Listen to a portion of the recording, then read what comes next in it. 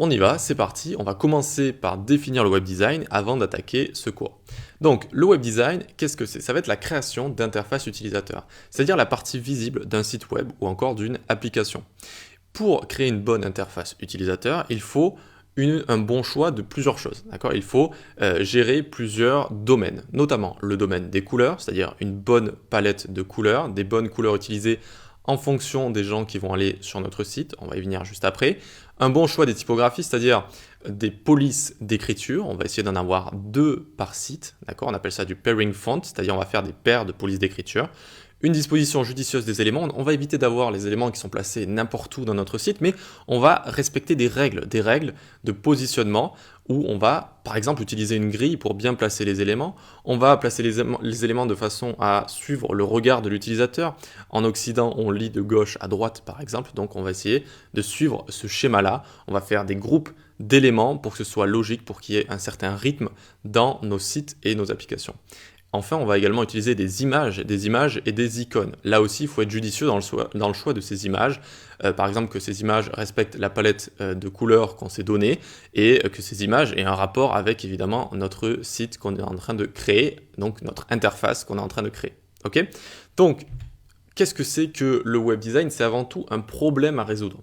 C'est pas un talent inné, on n'est pas comme ça avec une sorte de talent inné. Il faut pas être Léonard de Vinci pour être un bon designer d'UI en fait. Il faut même pas au final savoir dessiner. Ça peut paraître bizarre, mais on n'a pas besoin de savoir dessiner des dessins au crayon, etc. Magnifiques pour être un bon designer UI. Ok ? Et je pourrais même vous dire qu'il y a énormément de designers UI qui ne savent même pas dessiner si vous leur donnez un crayon et un papier, tout simplement. Pourquoi ? Parce que c'est avant tout voire des problèmes à résoudre. C'est-à-dire, qui va visiter mon site ? Qui va visiter mon site ? Est-ce que ça va être un homme ? Est-ce que ça va être une femme ? Est-ce que ça va être un homme de 80 ans ? Est-ce que ça va être un homme de 15 ans ? Est-ce que je suis en train de faire un site pour un jeu vidéo ? Est-ce que je suis en train de faire un site pour des pompes funèbres ? Je ne sais pas, c'est pas très joyeux, mais ça existe. Et donc, ça va être à chaque fois des problèmes à résoudre. D'accord ? Donc, en fonction de ça, est-ce que je suis en train de créer un site pour vendre des biberons ? Si oui, alors, quelle palette de couleurs je vais choisir ? Des couleurs plutôt douces, plutôt pastel, plutôt rose, vert un petit peu turquoise, etc. Je vais vous montrer des exemples juste après. Ok, donc quel public vise-t-il? Quelles actions je veux que mes visiteurs fassent sur mon site? Est-ce que j'ai envie qu'ils achètent quelque chose? Est-ce que j'ai envie qu'ils soient divertis, comme sur YouTube par exemple? Est-ce que voilà, j'ai envie de plein de choses? Donc ça va être un ensemble de problèmes qu'il faut résoudre. Pour résoudre ces problèmes, on va avoir des règles, tout simplement. On va avoir des règles pour placer des éléments, pour choisir des couleurs, pour choisir des images, etc. Ok, donc vous comprenez que dans tout ce que je viens de vous dire, à aucun moment on vous demande de faire des dessins, de reproduire la Joconde ou quoi que ce soit. D'accord ? Ça va être juste des règles à suivre. Une fois que vous savez ces règles, une fois que vous les connaissez, déjà vous allez avoir une sorte de troisième œil qui va s'ouvrir et à chaque fois que vous allez aller sur un site, vous allez dire ah ok, il a choisi cette couleur, nanana. Ah ok, ils ont choisi cette police d'écriture parce que c'est un site un petit peu, je sais pas, rock par exemple. Hop, on va choisir une police d'écriture avec des gros titres un petit peu agressifs comme ça, enfin ce genre de choses. Ok ? Et vous allez voir que même c'est utilisé dans les pubs, c'est utilisé dans les journaux, c'est utilisé dans les couvertures de livres, on utilise partout ces règles-là. D'accord ? Maintenant, on va voir quelques exemples, on va voir quelques sites tout simplement, et essayer de repérer déjà un petit peu ce qu'ils ont fait pour les construire, et pour construire donc cette interface utilisateur.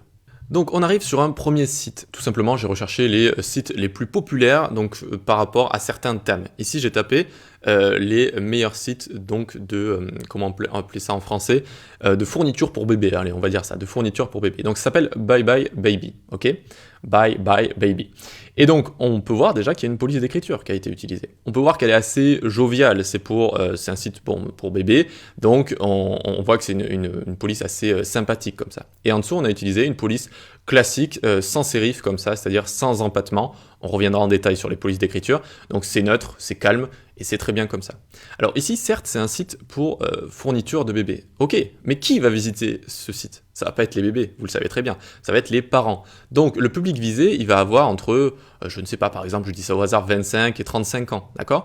Et donc il va falloir le rassurer, il va falloir lui donner confiance. Ok, il va falloir lui donner confiance avec, par exemple, ce genre de couleur un petit peu turquoise comme ça, avec des images sur des fournitures de bébés, des bébés qui rigolent comme ça directement. Une palette de couleurs pas trop agressive, évidemment. Donc là, on a du orange, on a du turquoise, ça fonctionne très bien. Du rose, du jaune comme ça. Voilà, on a une maman avec un bébé. Donc tout du choix des polices d'écriture jusqu'aux couleurs, jusqu'au choix des images, jusqu'à la disposition. Ici, on a une disposition comment? On a une disposition en grille. Sur les côtés, on a deux marges comme ça. Vous voyez, on a deux marges blanches, on le voit. Et au milieu, en fait, on va avoir plusieurs colonnes, en général 12, et on va pouvoir placer des éléments dedans. Vous voyez que, par exemple, ça, cet élément-là, la bannière rouge ici, pourquoi ils l'ont fait à une sorte de rouge un petit peu comme ça? Eh bien, tout simplement parce que j'imagine que c'est une promotion, et donc il faut que l'œil du visiteur, poum, arrive dessus comme ça. Mais revenons à la grille, ici on voit que ça va prendre tac, tout l'espace ici de gauche à droite, c'est-à-dire que ça va prendre toutes les colonnes de notre grille. Ça aussi, vous inquiétez pas, on aura vraiment pas mal de leçons sur la disposition des éléments, et notamment avec une grille, et notamment avec Figma, c'est le logiciel qu'on va utiliser. Donc ici, on voit bien que ça prend tout de gauche à droite. Ici, pareil. Ensuite, ici, bon, on imagine que c'est une image, donc pareil. Mais là, regardez, hop, ça s'est découpé en deux. Tac, ça s'est découpé en deux ici. Donc, on imagine qu'on a 6 colonnes ici, 6 colonnes ici. Là, ça s'est découpé en plusieurs éléments. Tac, tac, tac, tac, tac. Ou alors, c'est peut-être une image aussi grande, mais on aurait pu le découper en plusieurs colonnes. Hop, regardez ici, on a également 1, 2, 3. Donc, c'est comme s'il y avait 4 colonnes, 4 colonnes, 4 colonnes. En général, on utilise une grille de 12 colonnes. Pourquoi? Parce qu'elle est facilement divisible et pas divisable, je crois. On peut facilement la diviser, d'accord? 12, ça peut être divisé par 3, ça peut être divisé par 2, ça peut être divisé par 4, ça peut être divisé par beaucoup de chiffres. Et donc ici, directement, on peut à chaque fois créer des éléments qui prennent un certain nombre de colonnes par rapport à cette grille. Ok, donc ça c'est le site pour bébé. On voit que déjà, il y a des choix qui ont été faits, qui ont été assez judicieux, donc, pour qu'on ait une sorte de e-commerce qui soit correct, qu'on ait envie d'acheter des choses pour ces bébés, et qui rassure les parents, qui leur donne confiance, voilà, tout simplement. Ensuite, on va avoir un site ici, qui va être un site d'un domaine viticole, donc un domaine autour du vin, ok? Et donc ils vont vendre toutes ces bouteilles. Donc on a une jolie page d'accueil ici, qui va montrer directement le domaine avec donc tout ce qui est les cuves, et on avait les champs juste avant. Ensuite, on va avoir ici, une histoire qui va être racontée. D'ailleurs, on voit ici, il y a écrit story, tout simplement parce qu'on raconte une histoire, et regardez, on lit en occident de gauche à droite. Donc, on arrive sur cette image-là, puis on va lire ce texte, puis on descend, tac, tac, puis on descend, tac, tac. Il y a un certain rythme. On arrive sur cette page, en fait, on va regarder l'image, regardez ça va faire tac, tac, ça va être une sorte de rythme binaire, si vous voulez. Tac, tac, tac, tac. Ensuite, j'arrive ici, hop, et hop, je lirai territory et je regarderai l'image, ok? Et donc, il y a un rythme qu'on peut avoir, comme on peut penser au rythme en musique, donc il peut y avoir un rythme ternaire, il peut y avoir un rythme binaire, et donc, dans le web design aussi, vous allez voir qu'on va apprendre à créer des présentations qui sont un petit peu rythmées, comme ça, ok? Donc, sinon, que dire ici? Eh bien, on a un choix de typographie assez classique ici, qui me fait penser un petit peu à une marque. Ça peut être de l'huile d'olive, ça peut être du vin, ça fonctionne bien comme ça. Ici, pour le titre, on a une police d'écriture serif directement, qui donne un aspect plus textuel, un petit peu plus lettré, comme ça donne un petit peu plus un côté historique, c'est assez sympathique.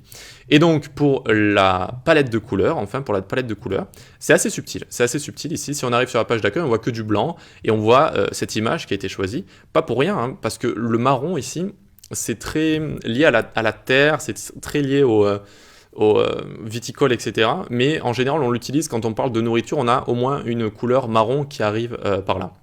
Ensuite, on descend, on a du gris juste ici. On a cette couleur un peu aubergine ici, désaturée, avec de la luminosité en moins également. C'est très bien, ça rappelle un petit peu le vin, cette couleur-là, un petit peu aubergine. C'est très correct. Ici, je vois du marron encore, il y a un rappel. Encore une fois, on fait un rappel directement à la terre. D'ailleurs, on montre de la terre directement. Ici, on a la couleur aubergine. Tout ça, ça fait penser un petit peu la terre, le raisin, le vin, la création de tout ça. D'accord? Et même, on voit que ce footer, c'est pas totalement du gris, c'est pas totalement de l'aubergine, c'est un petit peu entre l'aubergine ici et le gris, vous voyez? Et donc, ça aussi, ça rappelle un petit peu tout ça. Voilà, donc vous voyez que pour un site de vin, encore une fois, on a juste résolu un problème. De quoi on parle? On parle du vin. Et de quoi on a envie qu'est-ce qu'on a envie de montrer? On a envie de montrer une palette de couleurs qui a un rapport avec ça. Et donc, on a envie de montrer ici l'histoire d'une famille, etc. Donc, on utilise des polices d'écriture qui ont un rapport avec tout ça, qui permettent de faire une sorte d'argument d'autorité avec voilà, une belle police d'écriture en sérif comme ça. Et puis, sans sérif en dessous. Vous voyez qu'à chaque fois, on lit les deux. C'est super. Lier les deux comme ça fonctionne quasiment tout le temps. On a peu de chances de se tromper. Et c'est ça que j'ai envie de vous montrer aussi. C'est des techniques où voilà, vous allez arriver sur un site et vous utiliserez une technique et vous allez pas trop avoir de chance de vous tromper. On va essayer de pas trop aller hyper loin dans des détails compliqués, mais plus de trouver des techniques qui fonctionnent quasiment tout le temps et donc qui sont faciles à reproduire et donc vous allez moins vous prendre la tête. Ensuite, donc dernier site, on va voir un site sur, on va dire, l'architecture ou une agence immobilière. J'en vois souvent passer des sites comme ça, et à chaque fois, ils se ressemblent un peu dans le sens où ils essayent d'être avant-gardistes, en fait. Vous voyez, là, on a une sorte de système déstructuré, ça s'appelle. C'est-à-dire, au lieu d'avoir une grille comme ça, on va un peu avoir une image qu'on imagine un petit peu au hasard qui va être mise ici, où elle va dépasser un petit peu ici, il va y avoir du texte qui va lui aller dessus. On appelle ça un système déstructuré, donc quand on va utiliser des éléments qui vont aller un petit peu en dehors de la grille, comme ça. Et donc, c'est typiquement les agences immobilières, etc., elles essayent d'être un petit peu avant-gardistes. Vous voyez, par exemple, j'ai une image ici qui va, limite, on peut croire qu'elle va dépasser ou pas, mais elle ne va pas être parfaitement placée sur une grille comme ça. On va avoir des animations, des interactions. Enfin bref, ça va vraiment essayer de montrer, regardez, on est différent, on est disruptif, on va à l'encontre de tout le monde, on est un petit peu rebelle et on fait des choses stylées, tout simplement. Ok, donc ça c'est vraiment un rapport avec une agence immobilière un petit peu qui proposerait, je sais pas, des biens un petit peu stylés comme ça. Ok, donc encore une fois, on a un problème à résoudre, donc on va adapter notre interface en fonction de ce problème, tout simplement. Ok, allez super, on va pouvoir passer à la suite.